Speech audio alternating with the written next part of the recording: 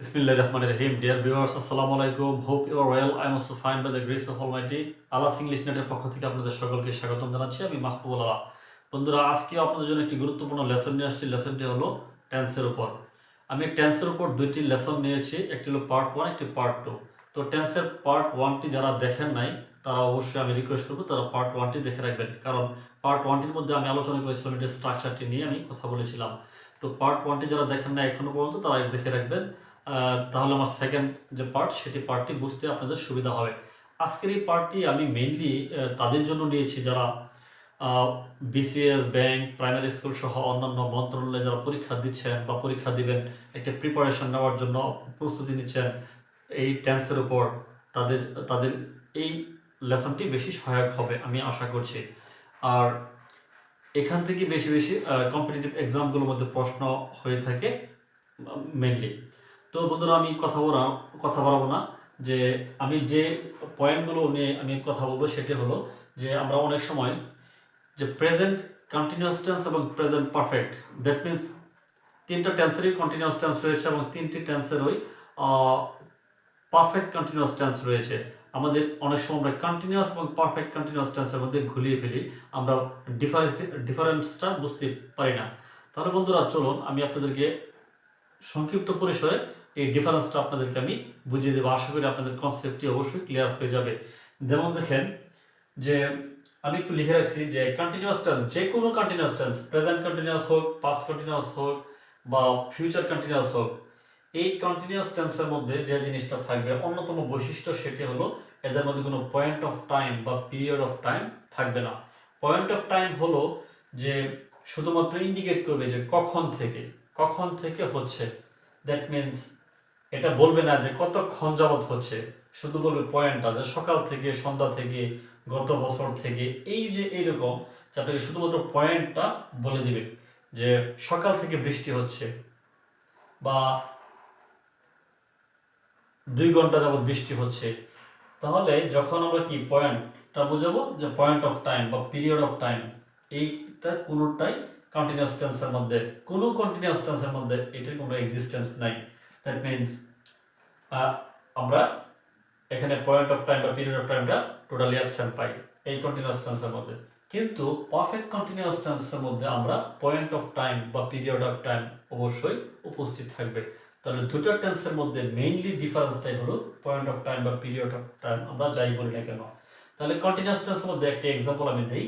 যেমন আমরা বলতে পারি যে আই এম রিডিং, সাপোজ ধরেন I am reading a novel, আমি একটি উপন্যাস পড়ছি। আমি কিন্তু বলি নাই কতক্ষণ যাবত পড়ছি বা কখন থেকে পড়ছি, তাহলে সেটি হলো কন্টিনিউয়াস টেন্স। এখানে পারফেক্ট কন্টিনিউয়াস টেন্স আমাকে কিন্তু বলতে হবে আমি কতক্ষণ যাবত পড়ছি বা কখন থেকে পড়ছি। যখন আমি বলবো যে সকাল থেকে পড়ছি বা সকাল থেকে বৃষ্টি হচ্ছে বা 2 ঘন্টা যাবত পড়ছি, তখন সেটি পারফেক্ট কন্টিনিউয়াস টেন্স হয়ে যাবে। এখন সেটা যদি প্রেজেন্ট টেন্সের ক্ষেত্রে হয় তাহলে প্রেজেন্ট পারফেক্ট কন্টিনিউয়াস টেন্স, যদি সেটি ফিউচার পারফেক্ট কন্টিনিউয়াস হয় তাহলে ফিউচার পারফেক্ট কন্টিনিউয়াস টেন্স, আর যদি পাস্ট পারফেক্ট কন্টিনিউয়াস টেন্স হয় তাহলে পাস্ট পারফেক্ট কন্টিনিউয়াস টেন্স। তো বন্ধুরা, আমি আশা করছি যে কন্টিনিউয়াস এবং পারফেক্ট কন্টিনিউয়াস টেন্সের মধ্যে যে বেসিক পার্থক্যটি সেটি আমি আপনাদেরকে বোঝাতে পেরেছি। তো বন্ধুরা, প্রেজেন্ট কন্টিনিউয়াস টেন্সের মধ্যে আমি একটা উদাহরণ দিয়েছিলাম এরকম করে যে I am reading a novel, আমি একটি উপন্যাস পড়ছি। আর প্রেজেন্ট পারফেক্ট কন্টিনিউয়াস টেন্সের মধ্যে আমি উদাহরণটা দিচ্ছি যে I have been reading a novel for 2 hours, আমি 2 ঘন্টা যাবৎ একটি উপন্যাস পড়ছি। তাহলে এটি প্রেজেন্ট পারফেক্ট কন্টিনিউয়াস টেন্স এবং পারফেক্ট কন্টিনিউয়াস টেন্স আমি বিষয়টা আশা করি ক্লিয়ার করতে পেরেছি। এরপর বন্ধুরা আমি একটু বুঝতে পারলাম পাস্ট পারফেক্ট টেন্সের মধ্যে আমাদের পরীক্ষার পত্রের মধ্যে যে প্রশ্নটি সেট করা হয়ে থাকে, যে আপনারা দেখবেন বিফোর এবং আফটার এর রুলস।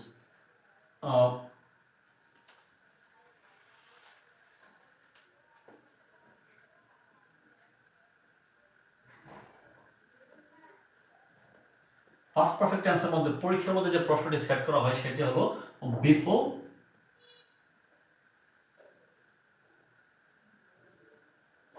আফটার, এই দুটি ওয়ার্ডের যে ব্যবহারটি রয়েছে সেই ব্যবহারের উপর থেকে একটি প্রশ্ন সেট করা হয়ে থাকে। যেমন দেখেন আমি বলি যে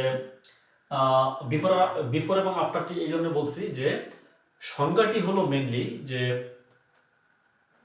প্রেজেন্ট পাস্ট পারফেক্ট টেন্সের যে সংজ্ঞাটি সেটি হলো যে দুটি কার্য সম্পাদিত হয়েছিল, অতীতকালে দুটি কার্য সম্পাদিত হয়েছিল, এখন দুটি কাজ কিন্তু একত্রে সম্পাদিত হয় নাই, একটি কাজ আগে হয়েছে একটি কাজ পরে হয়েছে। তো যে কাজটি আগে হবে সেটি হলো পাস্ট পারফেক্ট টেন্স, আর পরে যে কাজটি সম্পাদিত হয়েছে সেটি হলো পাস্ট ইনডিফিনিট টেন্স। তাহলে আমি আরো সংক্ষেপে বলতে পারি, যেহেতু এই বিফোর এবং আফটারটি পাস্ট পারফেক্ট টেন্সের রুলসের মধ্যে পড়ছে, আমি বলতে পারবো যে বিফোর শব্দটির অর্থ যেহেতু পূর্বে, তাহলে দুইটি ক্লজের প্রথম যে ক্লজটি বিফোরের পূর্বে যে ক্লজটি থাকবে সেটি হবে পাস্ট পারফেক্ট টেন্স, আর পরে আফটার যেহেতু পরে, তাহলে পরের যেটি থাকবে পরেরটি হবে পাস্ট পারফেক্ট টেন্স। তাহলে উদাহরণস্বরূপ আমি বলতে পারি, যেমন দেখেন, আপনারা দেখেন মিলিয়ে নেন, যে আমি বললাম যে father had gone to office before it rained. বৃষ্টি হবার পূর্বেই বাবা অফিসে গিয়েছিলেন। তাহলে father father had gone to office before it rained. তাহলে দেখেন বিফোরের পূর্বে আমি যে ক্লজটি ব্যবহার করেছি সেটি হলো পাস্ট পারফেক্ট টেন্স, আর পরেরটি পাস্ট ইনডিফিনিট টেন্স। এখন দেখেন এটি আমি বিফোরের রুলসটি আমি দেখালাম, যদি আমি আফটারের রুলটি আমি দেখাই তাহলে আমি বলবো, আমি একটু লিখি এক্সাম্পলটি।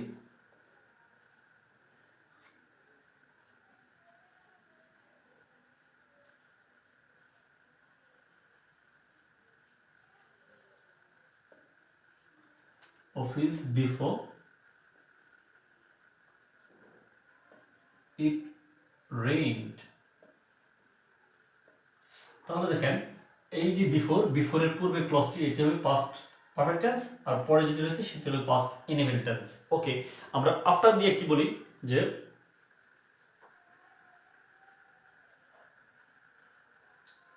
অফিস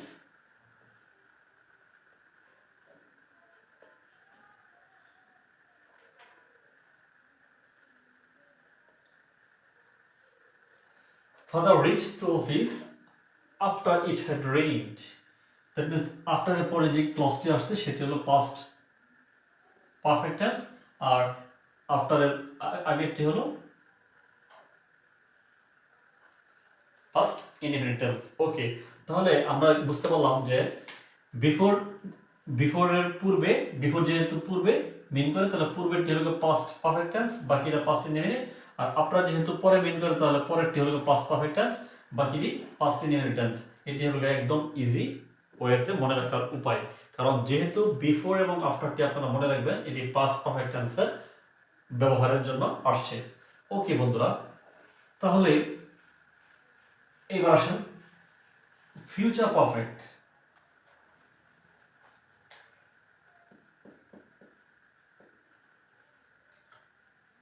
এই যে পাস্ট পারফেক্ট টেন্সের যে আমি এক্সাম্পলটি দিলাম বিফোর এবং আফটার, এখান থেকে কিন্তু সবচেয়ে বেশি সেট করা হয়ে থাকে প্রশ্নপত্র বিফোর এবং আফটারের উপরে। কোনো না কোনোভাবে আপনার কোনো না কোনো ক্রাইটেরিয়ার মধ্যে পড়ে এখান থেকে একটি প্রশ্ন সেট করা হয়ে থাকে। এরপর দেখেন ফিউচার পারফেক্ট টেন্সটিও আমরা অনেক সময় ঘুরিয়ে ফিরে যে ফিউচার পারফেক্ট টেন্স আমরা নির্ণয় করতে পারি না। ফিউচার পারফেক্ট টেন্সের আপনারা একটি জিনিস মনে রাখবেন, যে ফিউচার পারফেক্ট টেন্সের মধ্যে দুইটি কার্য সম্পাদিত হবে। এই দুইটি কাজের মধ্যে যে কাজটি পূর্বে সম্পাদিত হবে সেটি হলো ফিউচার পারফেক্ট টেন্স, আর বাকিটি হয় সেটি ফিউচার ইনডিফিনিট টেন্স হবে অথবা অথবা প্রেজেন্ট ইনডিফিনিট টেন্স হবে, যে কোনো একটি টেন্স হবে। ওকে, তাহলে আমি একটি এক্সাম্পল দিই।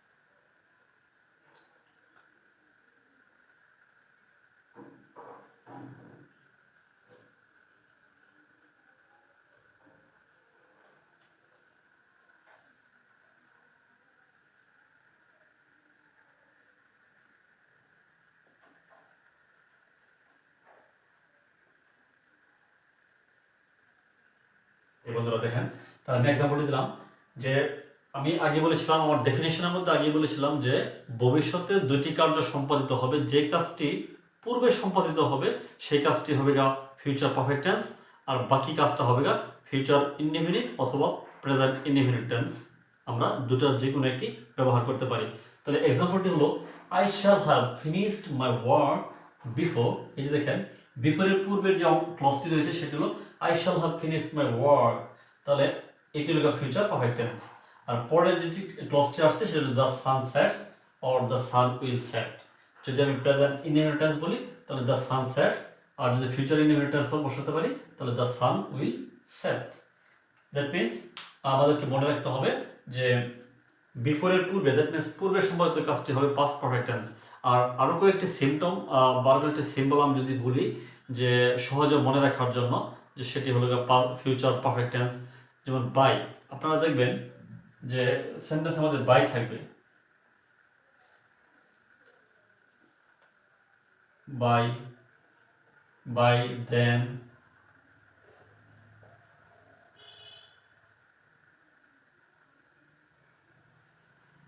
By this time.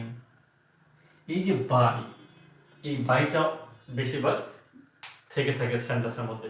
তো বন্ধুরা, আমি আশা করছি যে আপনাদেরকে আমি কন্টিনিউয়াস এবং পারফেক্ট কন্টিনিউয়াস টেন্সের মধ্যে যে পার্থক্যটি সেটি আমি আপনাদেরকে বোঝাতে পেরেছি, এবং পাস্ট পারফেক্ট টেন্সের উপর যে একটি প্রশ্নের মধ্যে একটি মানে প্রশ্নপত্র সেট করা হয়ে থাকে সেটিও আপনাদেরকে আমি দেখাতে পেরেছি, এবং ফিউচার পারফেক্ট টেন্সের যে একটা জটিলতা আমাদের মধ্যে কাজ করে সেটাও আপনাদেরকে আমি অবশ্যই ক্লিয়ার করতে পেরেছি। বন্ধুরা, আমি আশা করেছি যে আমার এই লেসনটি আপনারা যদি মনোযোগ সহকারে দেখে থাকেন তাহলে আপনারা পরীক্ষার মধ্যে এই টেন্সের যে জটিলতাটি রয়েছে এখান থেকে আপনারা ওভারকাম করতে অবশ্যই পেরেছেন, এবং আশা করছি আপনারা পরীক্ষার মধ্যে এখান থেকে 1 বা 2টি মার্কস যদি সেট করা হয়ে থাকে আপনারা অবশ্যই অ্যান্সার করতে পারবেন ইজিলি। তো বন্ধুরা, আজকে মতো এই পর্যন্তই। আসসালামু আলাইকুম।